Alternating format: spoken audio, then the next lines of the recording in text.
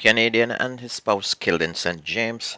Holness says that deportees can help build Jamaica. Thief shot by licensed firearm holder. Mount Pleasant winning streak ends. This is Undiluted News. Mikey Bones reporting.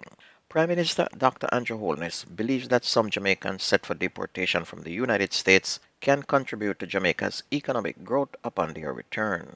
Holness said while some Jamaicans might be concerned about the immigration charges under the Donald Trump administration, Jamaica is prepared to welcome home its hard-working nationals.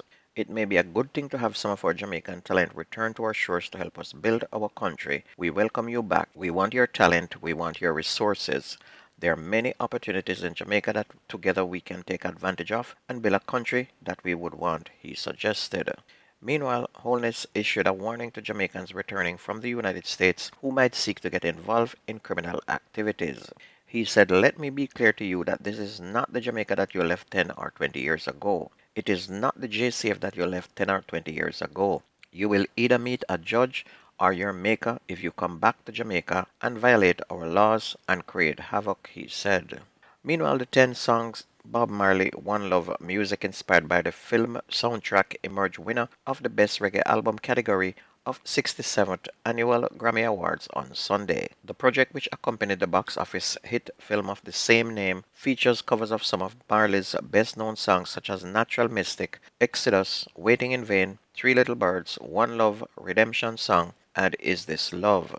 The other nominees in the Best Reggae Album category were Evolution by the Wailers, Never Gets Late Here by Shensia, Take It Easy by Collie and Party With Me by Vybz Kartel. And of course you know that as long as the name Bob Marley or any family of the Wailers, that was gonna be the winner. I never ever take Grammy Awards as a serious organization when it comes to reggae music anymore. The number of people killed in confrontation with the police more than doubled for January 2025 when compared with a similar period in 2024. Following three separate fatal shootings incidents last Thursday, a total 28 people have been fatally shot by the police since the start of this year compared with 13 in January of 2024. The Independent Commission of Investigations Indicom says of the three latest incidents, two occurred in St. Mary and one in St. Catherine. Those killed have been identified as 32-year-old Javon Peart, 21-year-old Kevon Williams, and 27-year-old Joseph Williamson. Indicom says one man was fatally shot in each of the three incidents, and a total of 4 firearms were recovered. Meanwhile, Jamaicans for Justice is livid as the police refuse to wear body-worn cameras. They are again calling on the Commissioner of Police to issue body-worn cameras when police go out on missions to capture criminals, because in most cases the wanted men turn up dead, and the story is either the man pointed a gun at the police or he opened fire and the police took evasive action and returned fire and the man ended up dead. In all 28 cases, that is exactly the wording. Residents of Fort Stewart in Onoto Bay in St. Mary are disputing a police report that a community member was shot and killed after he opened fire at lawmen on duty Thursday night. The deceased has been identified as 27-year-old Joseph Ryder Williamson. According to the police, the operational support team were on foot patrol in the community around 9:15 p.m. when two men attacked them, one of which shot at the officers. The police said that they returned fire, and Williamson was later discovered suffering from gunshot wounds. He was taken to the Onoto Bay Hospital, where he was pronounced dead. The police said a 9mm Taurus pistol with 3 live rounds was recovered from Williamson's body, while the other man escaped, according to reports. However, members of the community have since dismissed the allegations that Williamson opened fire at the officers.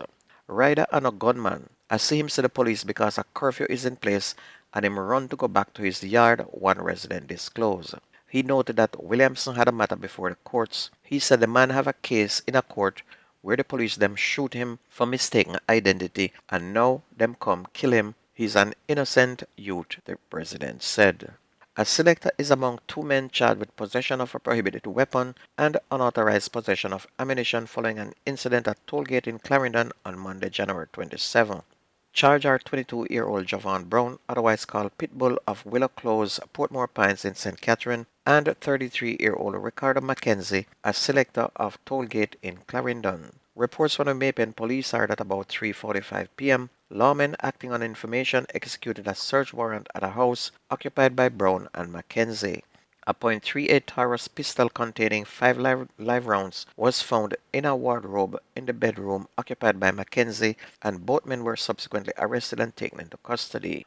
On Tuesday, January 28, both men were joined to charge following a caution statement. Meanwhile, a Canadian national and his partner were robbed and killed in Greenwood in St. James on Thursday evening.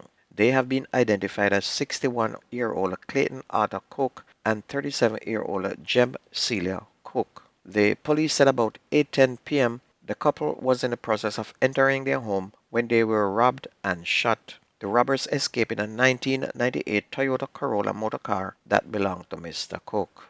Meanwhile, a licensed firearm holder shot and injured a 29-year-old man Saturday when he allegedly discovered him at his business establishment stealing fuel. Reports are that about 5:15 a.m., the businessman was making a regular early morning check at his business located at Wharf Road in Oracabessa when he saw the man removing fuel from a tractor trailer. He confronted the man who allegedly swung a piece of iron at him, and in defending himself, he reported a police firearm and shot at his attacker. The suspect fled the scene, and the firearm holder reported the matter to the Oracabessa police. The injured suspect then sought medical treatment for gunshot wounds at the Port Maria Hospital, where he was admitted in serious but stable condition. And he reported that he was shot by an unidentified man while walking along Wharf Road in Oracabessa. On to sports, we're going to jump into Premier League. Mount Pleasant winning streak ended last night, and it ended by a team they never expected to lose to. They were beaten 2-1 by Harborview, who were in second to last place in the Premier League. Harborview now moved to 19 points and are in 12th place, which is third from last. Mount Pleasant still continue to lead with 52 points.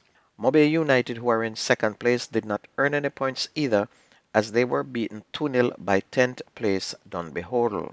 And in other matches, Racing United beat Chapelton Maroons 2-1. Portmore squeezed out a 2-1 win over last place Humble Lions, while Waterhouse and Mullines United played to a 1-all draw. And if you missed the news on this station, please go to YouTube, type in Jamerican Undiluted, listen, like, share, and subscribe. That's news and sports on your favorite radio. My name is Mikey Bones. I gone.